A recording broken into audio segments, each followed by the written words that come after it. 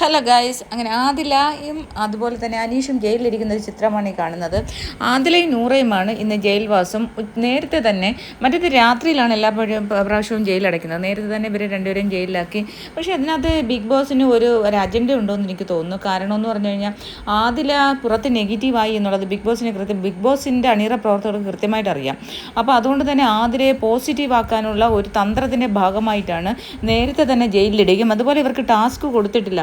ഇവർ പരസ്പരം സംസാരിക്കാനുള്ള ഒരു അവസരവും ഇത് കൊടുത്തിരിക്കുന്നതായിട്ടാണ് നമുക്ക് ഫീൽ ചെയ്യുന്നത്. കാരണം അതിൽ വളരെ സൗമ്യമായിട്ട് സംസാരിക്കുന്നു. ഇതൊന്നും നമ്മളെന്ന് പറഞ്ഞാൽ ഇത് എഡിറ്റിംഗ് ഒരു പ്രോഗ്രാമാണ്. അപ്പോൾ പലതും നമ്മളെ കാണിക്കുന്നില്ല. അപ്പോൾ ആദില ഇവിടെ ഇത്രയും വഴക്കും പ്രശ്നങ്ങളുള്ള ആദിലയും അനീഷും ഇരുന്ന് സംസാരിക്കുന്നു. അത് കഴിഞ്ഞാൽ ആദില വീട്ടിലെ കാര്യങ്ങൾ ചോദിക്കുന്നു, അത് അനീഷ് പറയുന്നു. അപ്പോൾ ഇങ്ങനെയുള്ളൊരു ഡ്രാമ പോലെയാണ് ഇത്. ബിഗ് ബോസിൻ്റെ ഒരു ഡ്രാമ പോലെയാണ് എനിക്ക് ഫീൽ ചെയ്യുന്നത് കേട്ടോ. കാരണം എന്ന് പറഞ്ഞാൽ ഒരൊറ്റ നിമിഷം കൊണ്ട് ഒരു വ്യക്തികൾക്കും ഇങ്ങനെയൊന്ന് മാറാനോ ഇങ്ങനെയുള്ള ഒരു ആറ്റിറ്റ്യൂഡ് എടുക്കാനോ പറ്റില്ല. അല്ലെങ്കിൽ ഒരു ദിവസമാണെങ്കിൽ നമുക്ക് കുഴപ്പമില്ല. ടാസ്കിൻ്റെ ഭാഗമാണെങ്കിൽ നമുക്ക് മനസ്സിലാക്കി ഇത് ടാസ്കിൻ്റെ ഭാഗമല്ലാതെ ഒരു വ്യക്തിയെ വളരെ മോശമായിട്ട് ഒരു 2-3 ആഴ്ചകളായിട്ട് ഇങ്ങനെ കാണിച്ചിട്ട് ഇപ്പോൾ അവർ ഇത്രയും സകൃതപരമായിട്ട് നിൽക്കുക. അതുപോലെ തന്നെ ഷാനവാസ് വന്നിരിക്കുന്നു, അതുപോലെ അനുമോളും നൂറയും വന്നിരിക്കുന്നു. അപ്പോൾ അവർ സംസാരിക്കുന്നു. അകത്ത് കയറിയപ്പോൾ തന്നെ വളരെ സന്തോഷം. അപ്പോൾ ഇങ്ങനെയുള്ള കാര്യങ്ങളൊക്കെ കാണുമ്പോൾ ഇതൊരു ഡ്രാമ, ഇത് ബിഗ് ബോസ് തന്നെ ഉണ്ടാക്കിയ ഒരു ഡ്രാമയായിട്ടാണ് എനിക്ക് ഫീൽ ചെയ്യുന്നത് കേട്ടോ. കാരണം ഇവർക്ക് ടാസ്ക് കൊടുത്തിട്ടില്ല. ഇവർ ഒരുമിച്ച് സംസാരിക്കുമ്പോൾ അതുപോലെ തന്നെ ബിഗ് ബോസ് അത് മാത്രം എടുത്ത് ലൈവിൽ കേൾപ്പിക്കുന്നു. അപ്പം ആ ഒരു ആദിലയുടെ നെഗറ്റീവ് മാറി കിട്ടാൻ വേണ്ടിയിട്ടുള്ള ഒരു പണിയാണ്.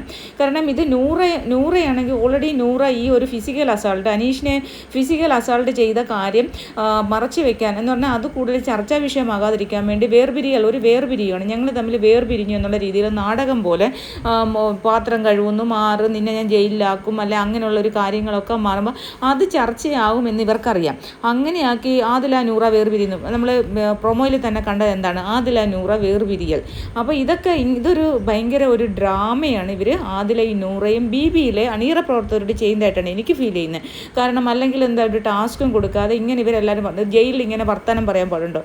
ജയിലിൽ പോകുന്നവർക്ക് ഇങ്ങനെ ജയിലിൻ്റെ അടുത്ത് സന്ദർശന സമയമുള്ളത് വർത്തമാനം പറയാൻ ആരാണ് അനുവദിക്കുന്നത്? അതുപോലെ തന്നെ ആദിലയും അനീഷും അകത്ത് കയറിയപ്പോൾ വളരെ സ്നേഹമായിട്ട് സംസാരിക്കുന്നു.